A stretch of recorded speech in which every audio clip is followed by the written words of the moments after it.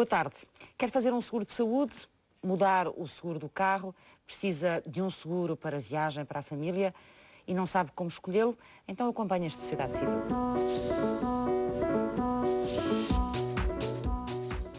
Rui Fidalgo, bem-vindo, é diretor da Direção de Comunicação e Relações com os Consumidores do Instituto de Seguros de Portugal. Podemos começar por aí, explicar às pessoas o que é um seguro. Há vários tipos de seguros, não é? Também. Claro que sim. Talvez seja importante começarmos por esses conceitos. Naturalmente. E, desde logo, começar por dizer que os seguros desempenham uma função muito importante na vida das pessoas e das empresas, na medida em que, no fundo, fornecem tranquilidade e fornecem muitas vezes também para as empresas formas de segurarem, distribuírem o risco e assim concentrarem os seus esforços, por exemplo, no desenvolvimento do negócio.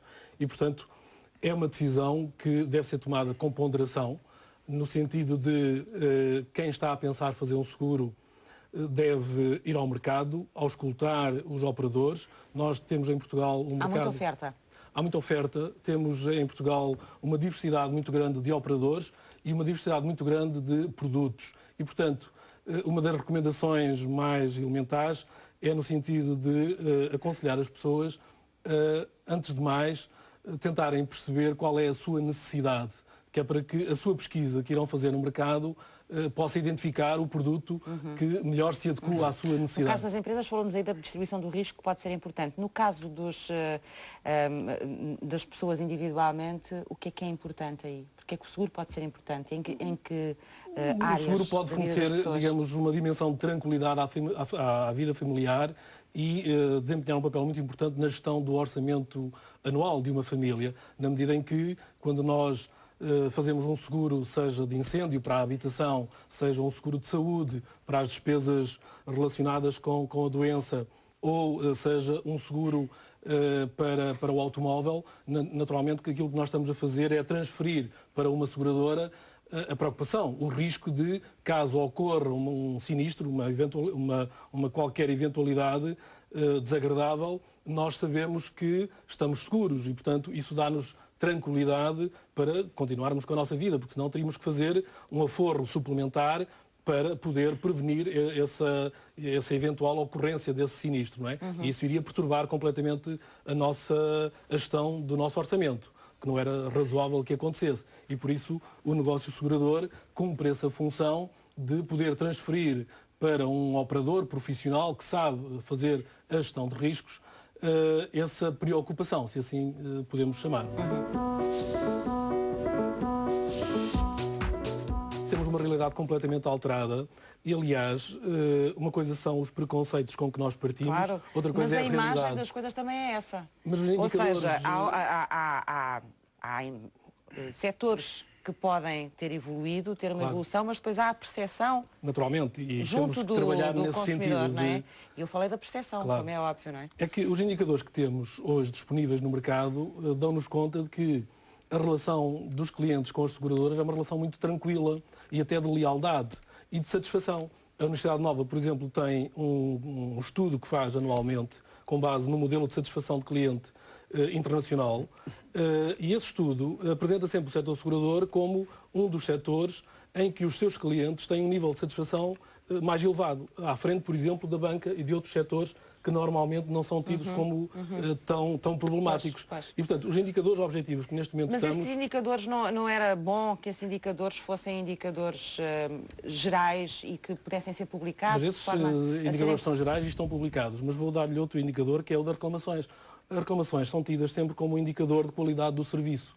No setor segurador, as reclamações têm vindo a diminuir. Ano passado, por exemplo, as reclamações diminuíram 8%, o que é um indicador que, de certa forma, denuncia ou evidencia um aumento da qualidade.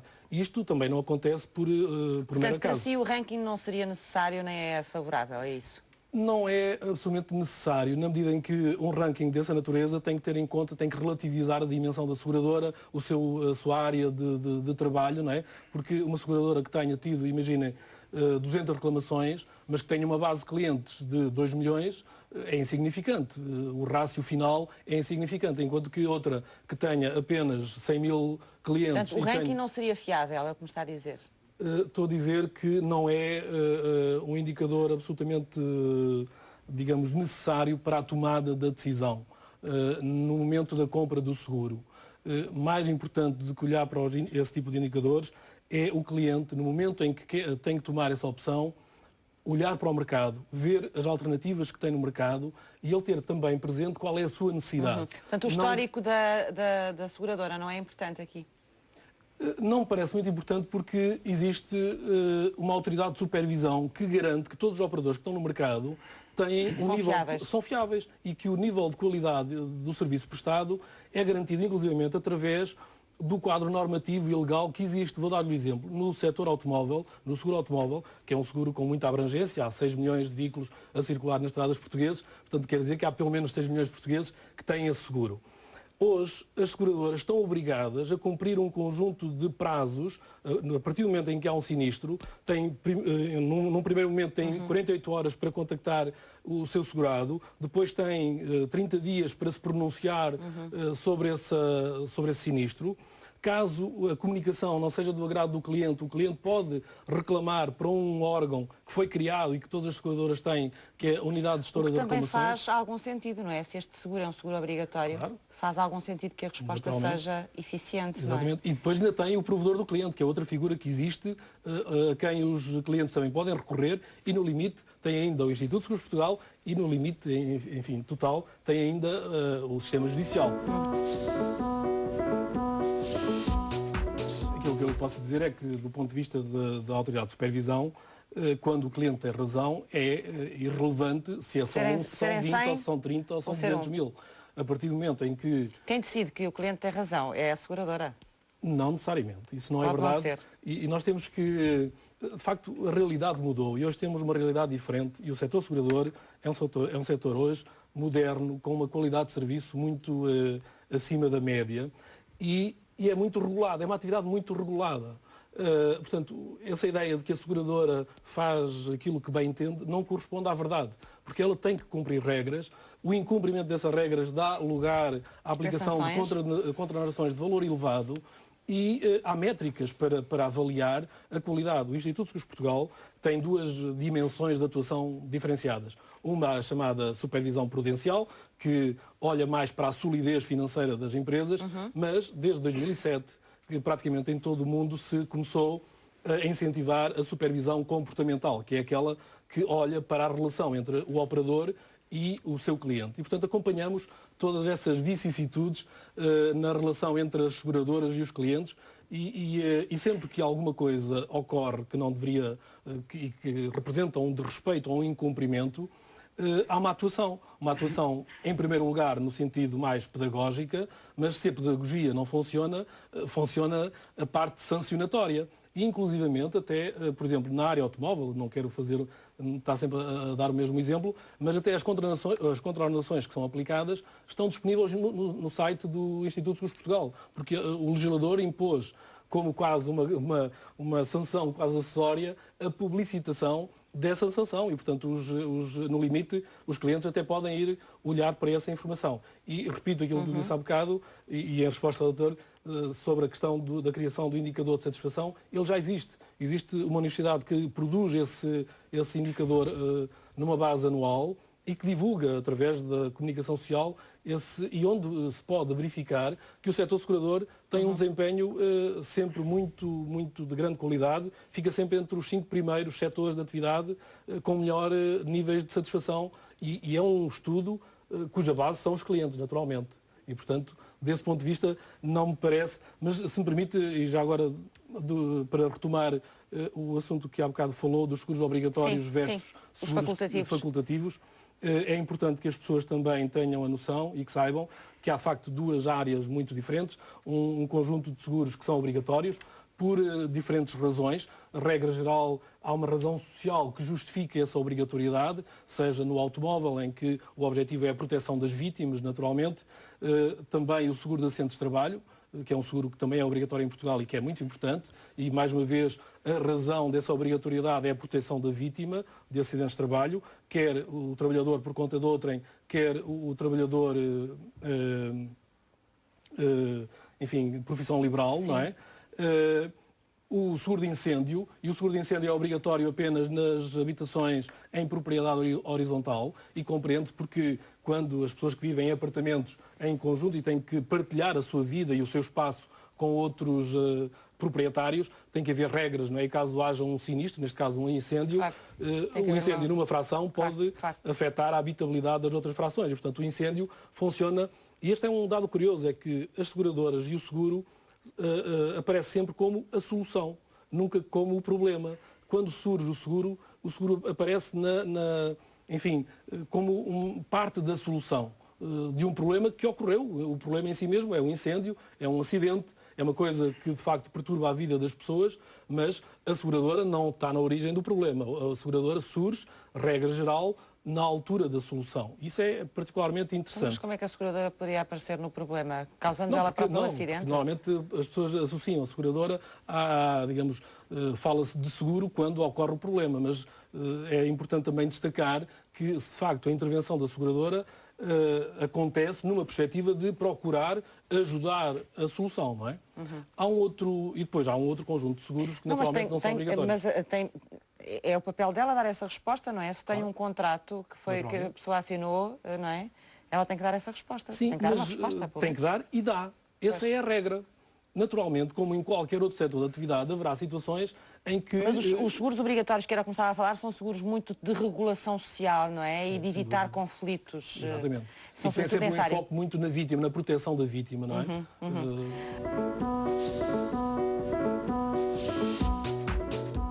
Em concreto, o Instituto já emitiu, inclusivamente, já há cerca de 2 anos, um entendimento, uma circular para o mercado, alertando exatamente os operadores para a necessidade de identificarem o perfil e as características do cliente que tem à sua frente, para que exatamente não haja este desajustamento entre aquilo que é solicitado e aquilo que é vendido. Mas isso não é obrigatório, é isso?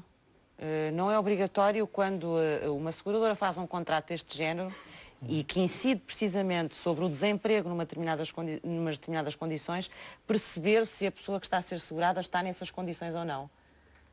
Há cerca de 2 anos atrás, quando chegou ao conhecimento do Instituto, através de reclamações de algumas situações dessa natureza, a atuação do Instituto foi aquela que nos pareceu mais adequada. Foi, por um lado, informar o mercado de qual era a atuação que deveria ser seguida e, portanto, emitimos esse entendimento que foi para todas as seguradoras e, naturalmente, os casos que foram identificados foram imediatamente corrigidos, porque havia, de facto, alguns casos cuja venda não tinha sido feita nas melhores condições e, portanto, esses casos concretos foram imediatamente corrigidos e foi emitido um esclarecimento para todo o mercado, alertando e, enfim, sensibilizando os operadores para a necessidade de a venda ser efetuada em condições, enfim, justas e corretas, como é. Eu ia usar uma palavra que não sei se pode usar, em condições não fraudulentas, não é? Não há aqui uma fraude. Que estamos perante fraude, até porque é também importante alertar aqui, e não quero dizer com isso que a culpa seja do cliente, não é naturalmente, mas o cliente, quando se dirige à seguradora, também tem o dever de informar e de identificar o risco na sua totalidade, não é? Que é...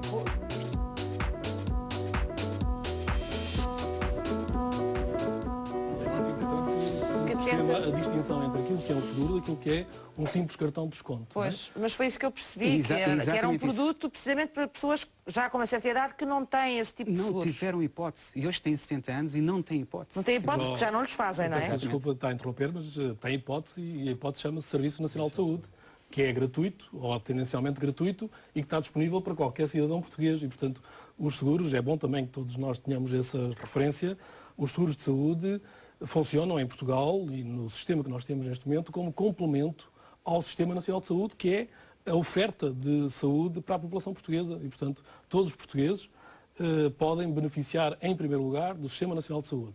Os portugueses que têm oportunidade e têm disponibilidade financeira para adquirir um seguro de saúde, naturalmente podem beneficiar também das vantagens de ter um seguro de saúde e poderem optar na sua vida. Mas os que têm mais do que 70 anos não podem fazer essa opção. Toda a gente pode ir ao Serviço Nacional de Saúde, Serviço Nacional de Saúde. Estava a falar da segunda opção. E a segunda opção é aqueles que podem, não é? A segunda opção Poderem é ter um seguro de complementar. saúde. Isso é importante perceber, é complementar, É meramente complementar. Mas aquele produto serve para isso, não é? Exatamente. Precisamente para essas pessoas que Sim, mas possam e queiram não complementar. estou, Era digamos, isso, em não era? oposição àquele produto, claro que sim. Exatamente isso que estou a dizer. Acho que ficou esclarecido.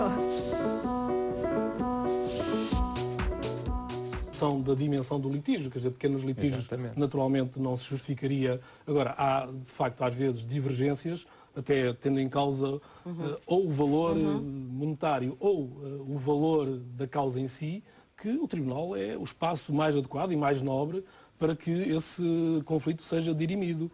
Mas já agora, se me permite, o Dr. Gabriel levantou ali uma questão importantíssima, que é da mediação. De facto, nós em Portugal temos cerca de 24 mil mediadores, o que quer dizer que há uma grande probabilidade de todos nós conhecermos alguém que nos esteja próximo e que seja mediador de seguros.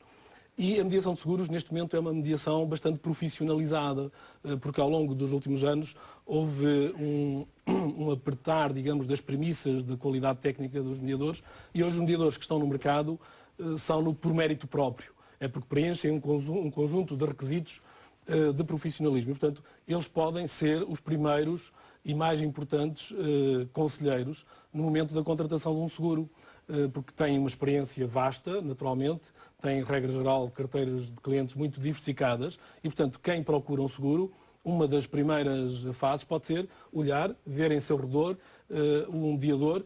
Já agora, se forem a um mediador, naturalmente também convirá perceber se o mediador é um mediador exclusivo, que trabalha apenas com uma só seguradora. Naturalmente aí o seu leque de oferta está também já, de certa forma, condicionada, ou se é um mediador que trabalha com mais do que um operador e, portanto, já tem uma liberdade também de apresentar uma oferta diversificada maior e mais interessante. Portanto, agradeço essa referência à mediação, porque ela, de facto, desempenha em Portugal um papel muito relevante de aconselhamento aos consumidores.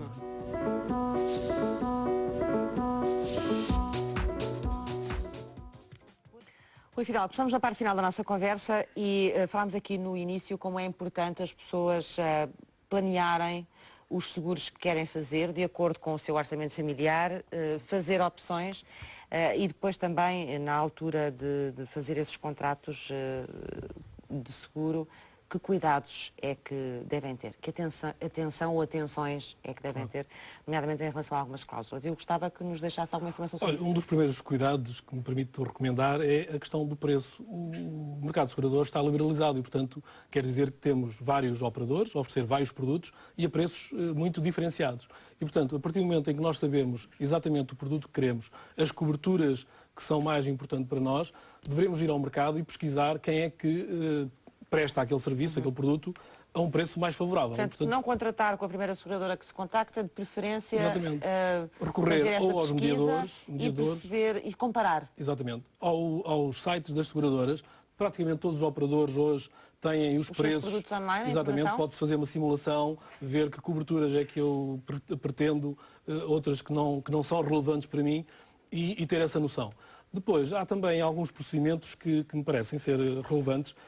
Por exemplo, ter a noção de que seguros é que nós temos. Porque, por vezes, nós adquirimos seguros de forma complementar à aquisição de outros produtos e podemos ter até já determinado tipo de coberturas que nos são oferecidas. Imagine, temos um seguro de saúde, mas temos depois um seguro de saúde associado ao crédito, ao o André cartão, já falou nisso. aos cartões de crédito. De termos às vezes seguros que Exatamente, são portanto, semelhantes, não é? Ou pelo menos parte deles.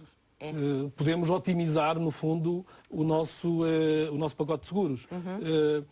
Depois, há também algumas recomendações, porque a partir do momento em que nós, e a nossa vida cada vez mais complexa, obriga-nos também a ter cada vez mais seguros, olhar para esses seguros de uma forma global e ver qual é o pacote de seguros que nós temos e até procurar negociar, se for o caso, esses seguros de uma forma agregada, de uma forma conjunta, e pode ser que daí haja uma vantagem económica, que haja um operador que está disponível para nos oferecer preços mais vantajosos. Mas ter essa noção de que estamos no mercado livre, não há preços tabelados, e, portanto, devemos fazer aqui também aquilo que fazemos com outras áreas da nossa vida, em que vamos às lojas, vamos procurar identificar preços, quem é que nos oferece o produto a um preço mais favorável, naturalmente. Não é?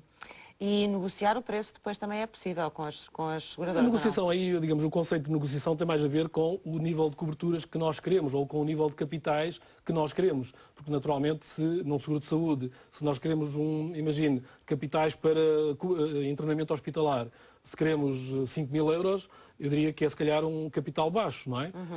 E, portanto, agora, o preço que nós vamos pagar no final vai estar, enfim, em correspondência com a dimensão dos capitais. Se queremos um seguro de saúde com um capital de 500.000 euros, o preço não vai ser igual se o capital for de 5.000 euros, naturalmente. Portanto, ter essa noção daquilo que é importante para nós em cada momento da nossa vida, porque também há esse aspecto, é que aquilo que para nós hoje é importante do ponto de vista de um seguro, daqui a 2 anos pode deixar de o ser, ou até passar a ser mais importante. Dou-lhe o exemplo, mais uma vez, dos seguros de saúde, em que, enfim, alguém que está a planear ter filhos tem que, no seu seguro de saúde, também integrar essa preocupação de forma atempada, não é? Para que possa depois verdadeiramente usufruir desse benefício. Ou no seguro automóvel, se o carro é novo, se acabamos de adquirir um carro, provavelmente queremos garantir o valor da viatura, não é? Durante os primeiros anos. Se o carro já é um carro muito usado, com muitos anos, a questão da cobertura de danos próprios, não é? O valor do carro, segurar o próprio valor do carro, pode não ser já tão importante para nós. Portanto, no fundo é preciso fazer uma gestão dos seguros, como em tudo na vida, de uma forma razoável, não é? Olhar para as nossas necessidades e procurar utilizar os seguros da melhor forma, que nos ajudem a gerir a nossa vida.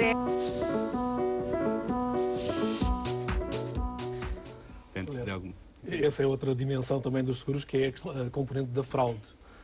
E a fraude não exclusivamente da parte do cliente, a fraude do ponto de vista global. Porque, por vezes, é importante também que as pessoas percebam, por vezes, até na venda do seguro, podem aparecer operadores, e já apareceram, que não estão autorizados. A atividade seguradora é uma atividade condicionada, de acesso condicionado.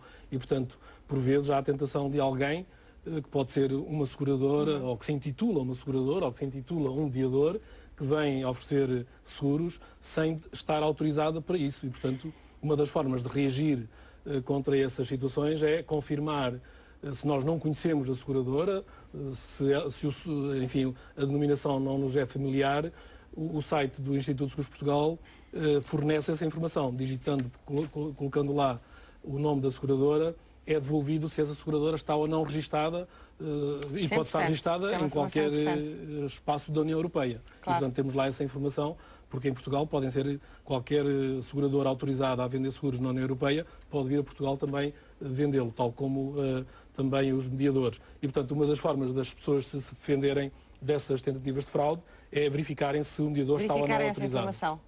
Há também depois algumas tentativas de fraude e às vezes os tempos de maior dificuldade económica também propiciam, da parte também de pessoas com menores escrúpulos, não é? E é necessário também que as pessoas estejam atentas, porque naturalmente os operadores, quando depois identificam essa fraude, naturalmente que perdem o dinheiro todo, perdem aquele que pagaram já. Temos muitos casos de fraude em Portugal, Rui? Eu julgo que não há dados estatísticos, até pela natureza do tema, não há dados estatísticos sobre essa matéria. Tem-se a noção de que o que acontece em Portugal não é muito diferente. As pessoas não se queixam? Não, de vez em quando recebemos algumas questões da parte, por exemplo, da fraude dos operadores, há poucos, e quando acontecem são graves, e aí temos que atuar. Quando há uma seguradora, por exemplo, mais até ao nível da internet, aparece às vezes um operador a intitular-se seguradora, mas isso é facilmente identificável, de imediato e resolúvel. Mas não conseguem ter dados da fraude a nível de seguros? Isso não é importante? Não, é muito importante, e as seguradoras individualmente têm esses dados, agora não são publicados, não são publicitados. Depois a Associação Portuguesa de Seguradores tem também uma comissão técnica que acompanha essas matérias, mas de facto em Portugal não existe depois essa estatística pública sobre o número de fraudes, mas há determinado tipo de cuidados que nós podemos ter.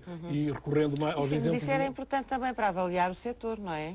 Mas eu dou-lhe o exemplo concreto do automóvel, que é um produto muito frequente e, portanto, pode ser utilizado muitas vezes como exemplo.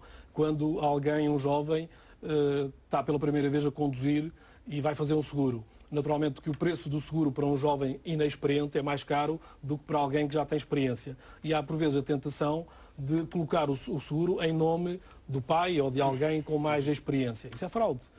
E é uma fraude que não compensa, porque quando há um sinistro é muito fácil identificar que ele não era, que a pessoa que consta do seguro não conduzia o automóvel. E nesse caso o que acontece é que a seguradora não vai pagar, e não vai pagar de forma legítima, porque foi alvo de uma fraude, e a pessoa que cometeu essa fraude não só não vai beneficiar do seguro, como vai ficar desprotegido e naturalmente vai ter que o seu próprio património responder por essa fraude. Portanto, acho que também deveríamos alertar as pessoas. Eu tirei a palavra ao Luís, não acho que não.